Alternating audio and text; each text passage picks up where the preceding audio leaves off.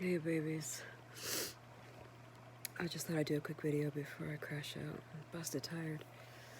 Um, I was talking with some of them, people from Maryland, some of our Maryland friends, our Maryland tribe, and it felt so nice to just reconnect with them. And it's really special to have a group of people who you can actually be yourself around, and not just be yourself around, but be celebrated for being who you are around, not just tolerated. Um, so I was talking with them, and we were talking about the coronavirus. You know, everyone's really scared, and they're in the States, so it's far more frightening for them, and they're witnessing people not kind of abiding by the rules it'll take to hopefully move things back towards some form of less chaos. But it made me think about how I desperately want things to return to a new normal, not the way things were before. More mindfulness, hopefully, more awareness of how capitalism is a vile beast that must be stabbed with steely knives, like in Hotel California. But I still want the same things that were accessible to me to be accessible to you. It's easy now that I've traveled to feel like not such a big deal if you can't anymore, but it will be a big deal to you, I think. I think at some point most kids get that travel bug, that wanderlust, and they want to explore the world. It's a bit different for you guys because you have computers and you can see things and kind of connect that way with the bigger world, whereas I didn't. I spun the globe and pointed to a place with my finger and just imagined what I thought it would be like from my very colonized travel books, Childcraft and the like. I never really got a real sense of places, especially non-European places, until I went there and saw them firsthand. But I was just thinking I wanted to tell you some things that I hope you get to experience. I hope that the world and, you know, wellness and health and well-being, I hope you're allowed to explore these things as you grow up. And again, it's not quite my generation. My generation all had Greenpeace posters on their wall, but I'm sorry for what adults have done to the earth. I'm so sorry. It's unforgivable. They shouldn't be in charge. People who do that to the earth shouldn't be in charge. And I am sorry that you might have more limits than others have. I know when I was growing up, I used to read the beatniks. You know that I love beatnik literature, and just that idea of the forever road trip, you know? Hopping in a car, 10 cents gas, 10 cent gas, and just driving down to Mexico, no problem at the border if you didn't have ID. Driving up to California, no problem if you didn't have ID. It's a different world now. In some ways, people are to be less trusted, and in some ways, people are to be more trusted. Some people, it's the same people that are not to be trusted, and the same people that are to be trusted, really. But I hope you get to go on road trips. My road trips kind of started going back and forth between university or academy and home, but you guys aren't such great road trippers. You get car sick, and if you read, and you get a bit bored, but I think as you get older, you're going to love road trips. There's nothing like just being able to choose your own playlist and having the windows down and thinking the world is waiting to be explored. If you do go on road trips, I hope you go from one side of from one side of Canada to the other. I hope you get to go on a foot trip. I hope you get to walk the Great Canadian Trail. If you're in the U.S., don't take the southern route. Take the southwest and then go up. Avoid the south at all costs. It's not worth it. There's Route 9 on the bottom. And is it 15 on the top? No, not 15. 15 goes north-south. Oh my goodness. I haven't even been out of America that long, and I can't remember the road that goes all the way across the top. Anyway, go across the top. The Southwest is brilliant to explore. We'll be visiting Cara there, so you'll get to know the Southwest. Pacific Northwest, I hope you get to do a road trip that takes you up to Portland right around the Oregon Fair time, and the hot springs close by. So I hope you have a road trip experience at some point in your life. I hope that you get to go to some big kind of sporting event. Not the running of the bulls, that's not so, that's a bit cruel, but, well, mostly the people that get gored, but I hope you get to go to some big sporting event like the World Cup or the Super Bowl or Premier League or something like that. That'd be grand. Wimbledon, that was my dream. I wanted to go to Wimbledon. I told you I wanted to go see Boris Becker play.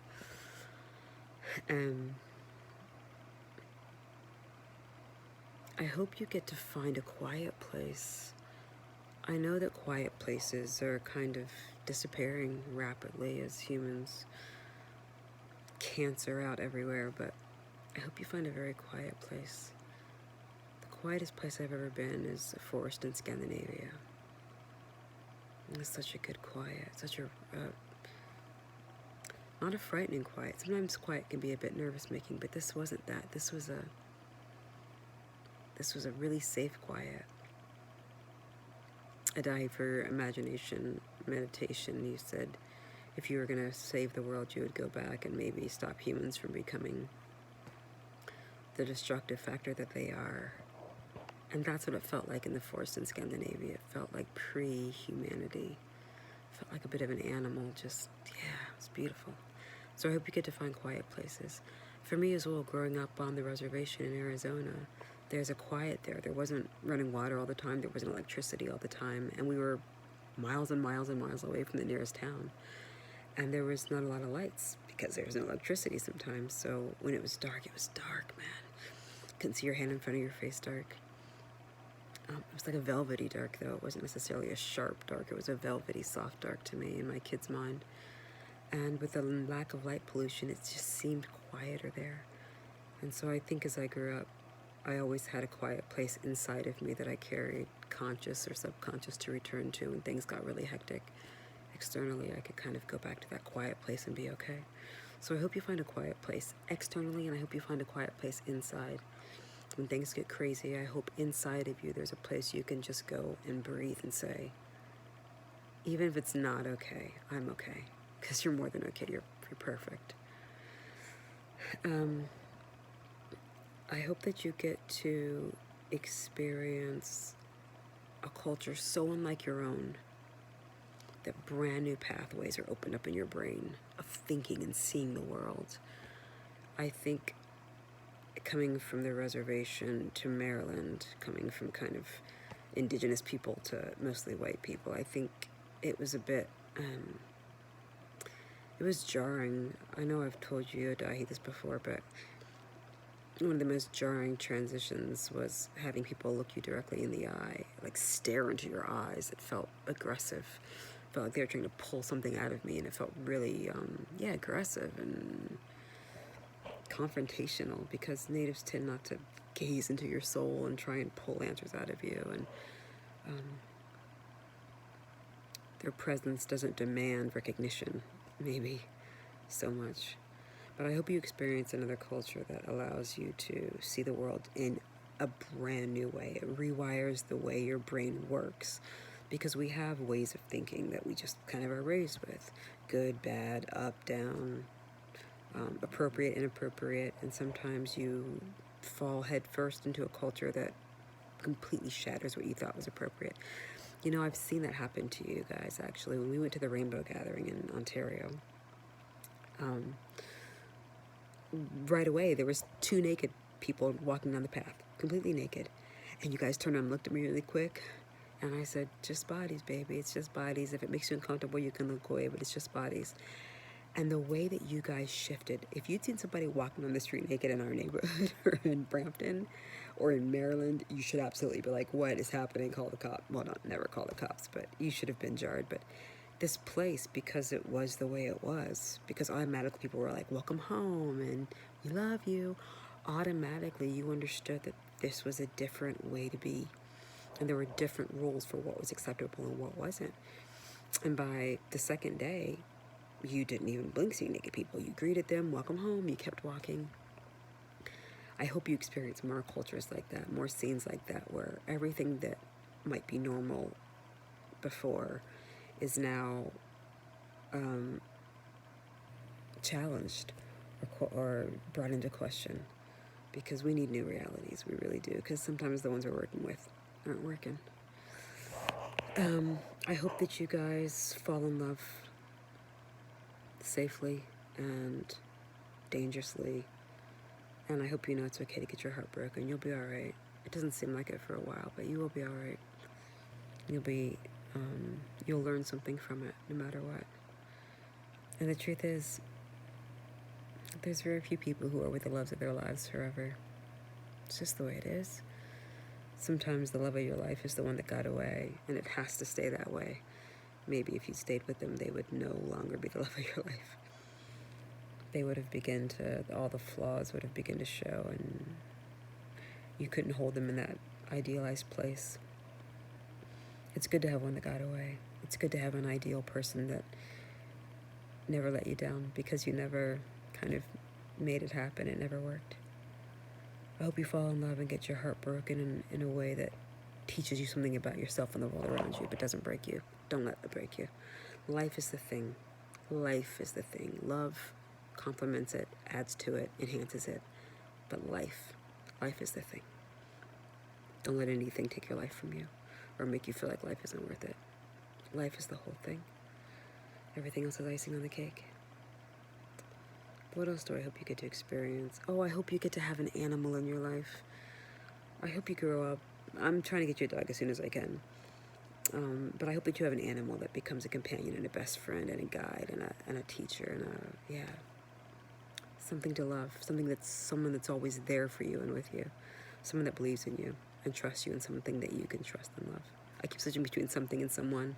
They're living. They're animals. They're humans to me. So yeah, someone will do. I hope you get to experience time alone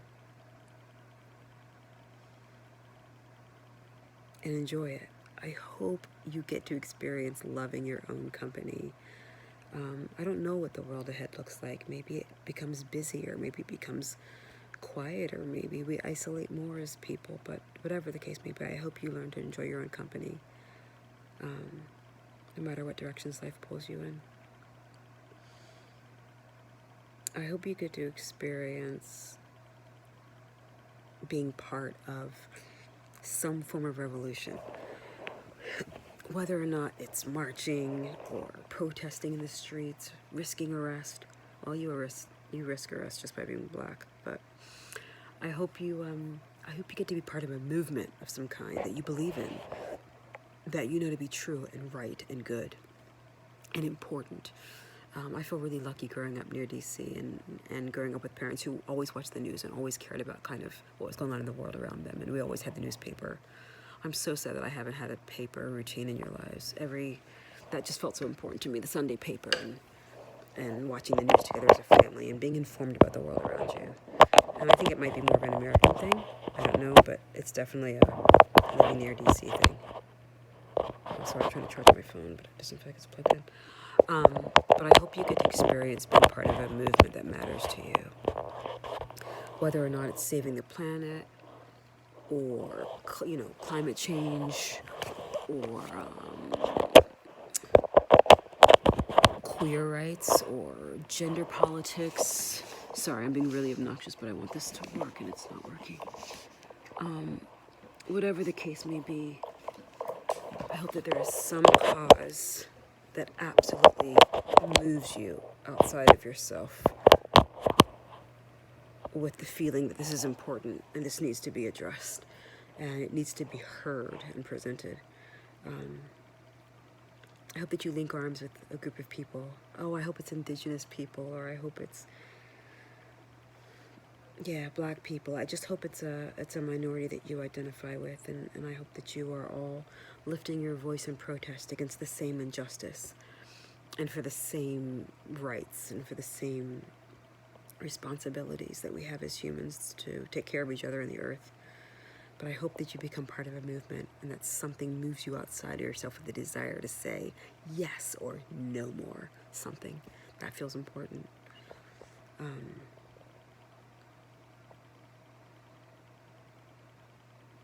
I can't think of anything else right now. I know there's lots more, but I'm looking at the time and it's getting really long.